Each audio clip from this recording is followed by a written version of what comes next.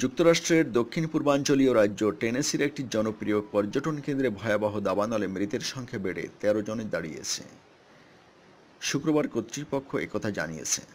Severe কাউন্টির mayor Larry waters বলেন, ১২ জন সরাসরি আগুনে পুড়ে মারা গেছে। এক ব্যক্তি পালিয়ে যাওয়ার সময় হৃদরোগে আক্রান্ত হয়ে মারা যান। এই কাউন্টিতেই গেটলিনবার্গ নগরী অবস্থিত। এটি গ্রেট স্মোকি মাউন্টেইন ন্যাশনাল পার্কের প্রবেশপথ। দমকা বাতাস ও শুকনা পাতার কারণে টেনেসির পূর্বাঞ্চলে আগুন ভয়াবহভাবে ছড়িয়ে পড়ে। এতে কয়েক হাজার স্থানীয় বাসিন্দা অন্যত্র চলে গেছে। অঞ্চলটিতে প্রায় এক দশক ধরে সবচেয়ে ভয়াবহ খরা চলছে। ওয়াটার্স আরও জানান, দাবানলে প্রায় ১,০০০ স্থাপনা ক্ষতিগ্রস্ত হয়েছে। কর্তৃপক্ষ আরও লাশের সন্ধানে তল্লাশি চালিয়ে যাচ্ছে। অগ্নিদগ্ধ ৮৬ জনকে হাসপাতালে ভর্তি করা হয়েছে। এদের অধিকাংশকেই ছেড়ে দেওয়া হয়েছে।